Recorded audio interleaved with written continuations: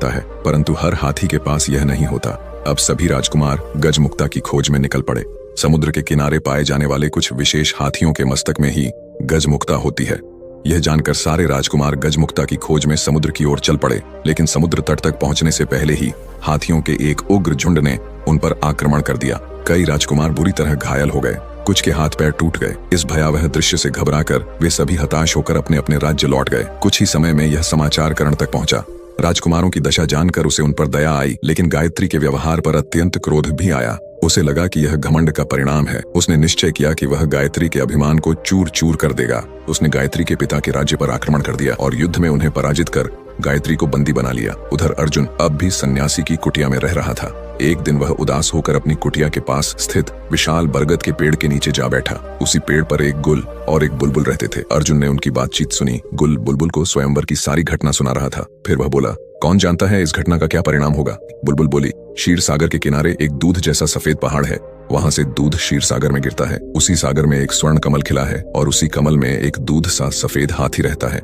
उसी हाथी के मस्तक में गजमुक्ता है, लेकिन वहां पहुंचना आसान नहीं है। कोई साहसी राजकुमार ही वहां तक पहुंच सकता है। सारी बातें सुनकर अर्जुन ने उनसे पूछा, क्या मैं वहां जा सकता हूँ? क्या तुम मेरी मदद करोगे? गुल और बुलबुल ने हाँ कहा। पहले तुम सन्यासी से उसका त्रिशूल लो, फिर पीपल के पेड़ के पास जाकर राजकुमार के वस्त्र मांगो। इन सब की प्राप्ति के बाद ही यात्रा संभव है। अर्जुन ने सन्यासी से त्रिशूल लिया और पीपल के पेड़ से सुंदर राजवस्त्र पाए। फिर उन वस्त्रों को पहनकर वह क्षीर सागर की ओर निकल पड़ा। क्षीर सागर पहुंचा तो देखा दूध जैसा सफेद हाथी स्वर्ण कमल के मध्य खड़ा है। उसके मस्तक पर गजमुक्ता की माला थी, जिसकी रोशनी से चारों ओर उजाला फैल रहा था। अर्जुन उस हाथी की पीठ पर कूदा और जैसे ही त्रिशूल को उसके मस्तक पर रखा, सागर, कमल, हाथी सब अदृश्य हो गए। वहां केवल एक कमल का फूल खिला रह गया और उसके भीतर गजमुक्ता की माला रखी थी। कमल की पंखुड़ियों के भीतर से एक मधुर मानवीय स्वर आया, निश्चय ही तुम कोई राजकुमार हो। तुम्हारा राज्य कौन सा है? अर्जुन ने उत्तर दिया, मैं कोई राजकुमार नहीं, एक साधारण युवक हूँ जो एक सन्यासी के साथ जंगल में रहता है। स्वर फिर बोला, ठीक है, तुम इस गजमुक्ता की माला को अपने सिर पर रखो और मुझे कमल को अपने हृदय में स्थान दो। गायत्री तुम्हारी पत्नी बनेगी और तुम्हारा जीवन सुखमय होगा।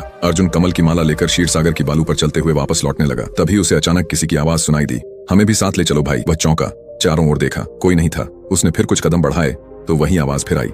अब वह बालू की ओर ध्यान से देखने लगा। आवाज बालू के भीतर से आ रही थी। अर्जुन ने त्रिशूल से वहां की बालू हटाई तो देखा कि वहां 3 सोने की मछलियां फंसी थीं। वह उन तीनों को भी अपने साथ लेकर चल पड़ा। इधर एक दिन कर्ण शिकार खेलने गया। पूरे दिन भटकने के बावजूद उसे एक भी शिकार हाथ नहीं लगा। थक कर वह एक पेड़ के नीचे बैठ गया। तभी अचानक उसे ध्यान आया, यही वह स्थान था जहां उसने वर्षों पहले अपने छोटे भाई अर्जुन को छोड़कर पानी लेने गया था और फिर एक विशाल हाथी उसे कहीं दूर ले गया था। वह इस स्थान पर कभी लौट ही नहीं सका। अर्जुन का क्या हुआ होगा? क्या वह जीवित होगा? ये सोचते हुए कर्ण की आंखों से आंसू बह निकले। राजभवन लौटने के बाद भी उसका मन बेचैन